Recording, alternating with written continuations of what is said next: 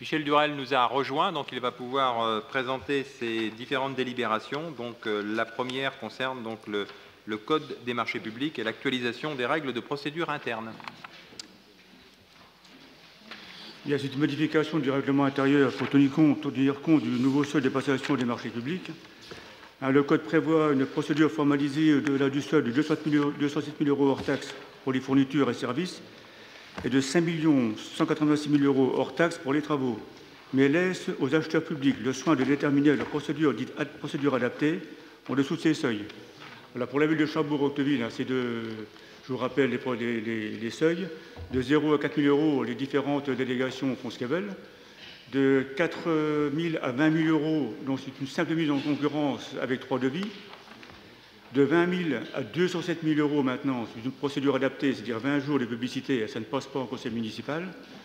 Et de 207 000, ce qu'on voudra, c'est un appel d'offres. Voilà. Parfait. Qui vote contre? Qui s'abstient? Donc délibération adoptée à l'unanimité. Délibération concernant le château des Ravalets. Oui, alors ce sont des avenants qui concernent la restauration des parements en pierre de taille, la restauration des parties sculptées, la restauration des parements en moellon à civet de schiste, la création d'un réseau de drainage, la restauration du perron de la façade sud. Donc le premier avenant concerne la société Baudin. Son délai d'exécution de travaux a été fixé à 6 mois et on le prolonge de 4 mois, donc ce qui nous fait 10 mois. Et pour la société Aubert-Labansa, ces travaux ont été fixés à une exécution de 2 mois, pas 3 mois comme écrit, c'était 2 mois. Donc nous les prolongeons de 3 mois, ce qui fait un délai total de 5 mois.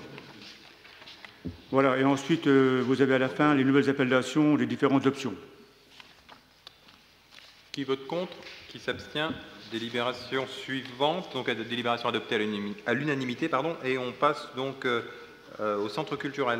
Alors là, vous avez toute une série d'avenants qui concernent les lots numéro 1, démolition, numéro 2, gros œuvres, numéro 3, charpente métallique, métallerie, bardage minéral, lot numéro 4, étanchéité, le numéro 7, menuiserie intérieure, lot numéro 8, cloisonnement, lot numéro 9, plomberie, chauffage, ventilation, lot numéro 10, électricité, lot numéro 11, peinture, revêtement muraux, lot numéro 12, revêtement de sol souple, et lot numéro 13, sol dur faïence. Je ne vais pas vous les détailler, simplement si vous avez des questions, voilà, je vais vous y répondre. Est-ce qu'il y a des demandes de précision?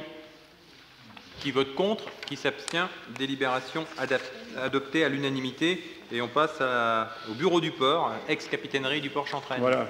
Donc, ces avenants concernent les lots numéro 2, charpente bois, bardage bois, lot numéro 5, menuiserie extérieure aluminium, lot numéro 13, carrelage faïence, lot numéro 14, peinture, revêtement de sol souple, et le lot numéro 16, chauffage, rafraîchissement, ventilation, plomberie sanitaire. Bon, là, c'est pareil, je ne vais pas tout vous lire non plus.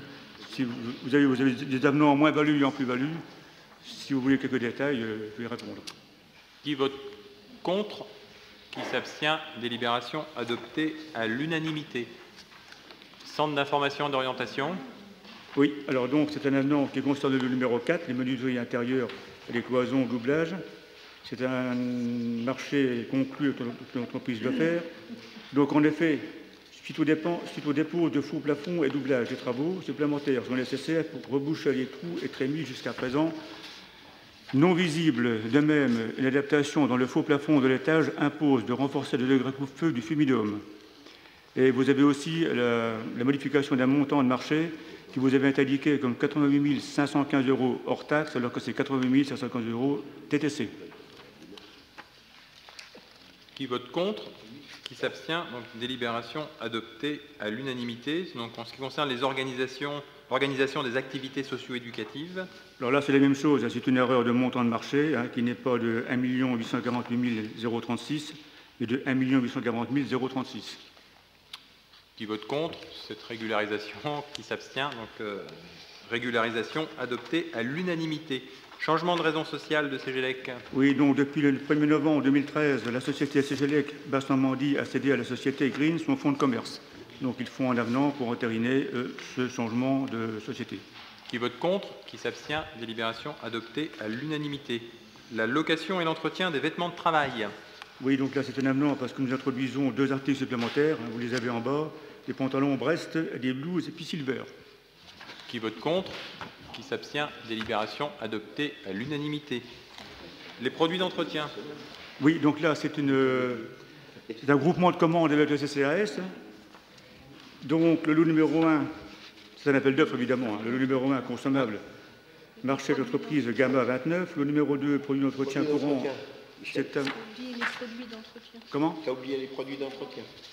Non? Non, c'est bon. On est bon? On est C'est dessus? bon, c'est ça. On est dessus? Non, C'est un groupement de commandes. Non, non, c'est bon. Hein. Mais ça aussi. Ah bon. Michel. Donc, je reviens à ce que je disais. Avoir l'air intelligent. Groupement de commandes.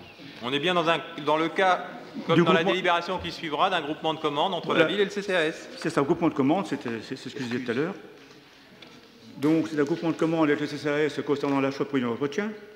Lot numéro 1, c'est un marché à bon de commande. Hein. Lot numéro 1, consommable, marché d'entreprise Gamma 29. Lot numéro 2, produits d'entretien courant, c'est un marché d'entreprise groupe PLG. Lot numéro 3, produits de remise en état, c'est un marché d'entreprise Challenger. Et lot numéro 4, produits de restauration conformes aux exigences HACCP, c'est un marché de l'entreprise Pure Odeur. Qui vote contre? Qui s'abstient? Délibération adoptée à l'unanimité. On poursuit dans un groupement de commandes entre la ville et le CCAS. Oui, alors là, ça concerne les fournitures et matériels et consommables informatiques. Donc, nous souhaitons faire un groupement de commandes avec le CCAS. Donc, il vous convient donc aujourd'hui d'adopter le principe du groupement, d'autoriser la signature de la convention constitutive du groupement et l'élection du représentant de la ville au sein de la CAO du groupement sera effectuée en séance de conseil municipal lors du prochain mandat. Voilà. Qui vote contre? Qui s'abstient? Délibération adoptée à l'unanimité. On passe à la délibération suivante, donc les résultats de l'appel d'offres ouvert concernant la création d'un skatepark dans le cadre Oui, du quartier des Bassins. On a quelques images. Oui, bon, on va les... Qui va les... Monsieur Mété va nous... Donc, c'est un appel d'offres. Je regardais avant, peut-être. Bah, faut peut-être quelques commentaires. Il faudrait parler dans le micro.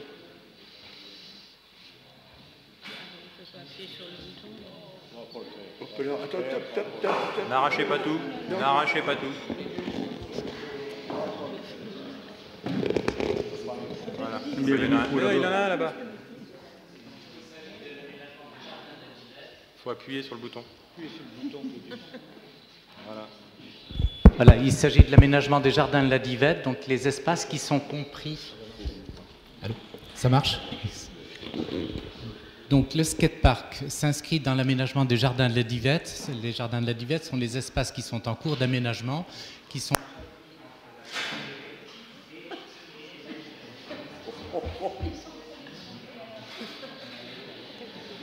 Bon.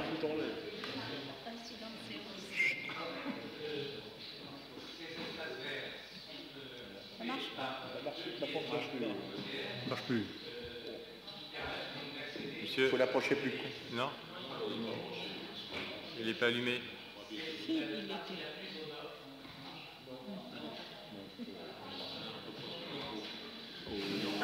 On recommence tout.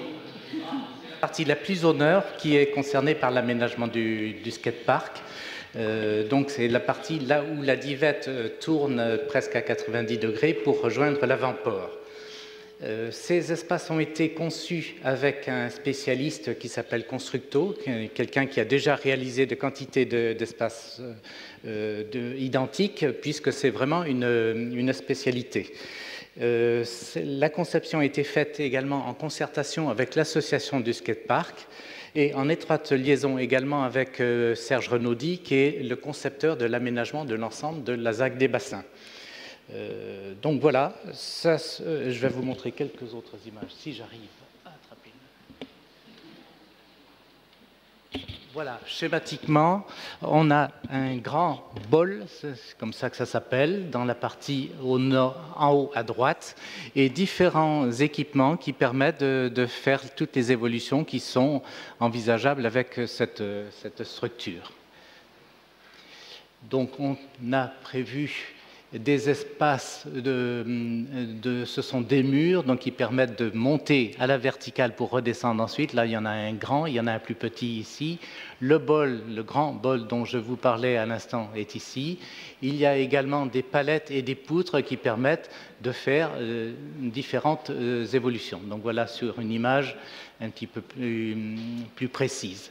Les sols sont en béton. Au départ, M. Renaudy aurait aimé qu'on aménage les sols en granit parce que c'est un amoureux de la pierre locale ou d'ailleurs pas locale. Donc, en fait, on a trouvé un compromis. Ce sera des aménagements en béton, mais teintés de manière à donner l'aspect de dalles granit qui sont juxtaposées. Voilà, donc l'appel d'offres a été réalisé, l'appel d'offres travaux a été réalisé, c'est la délibération qui est soumise ce soir au conseil municipal. En coût d'opération, nous avons un léger dépassement par rapport à l'estimation initiale, puisque c'est quand même une solution qui techniquement pose quelques difficultés de réalisation.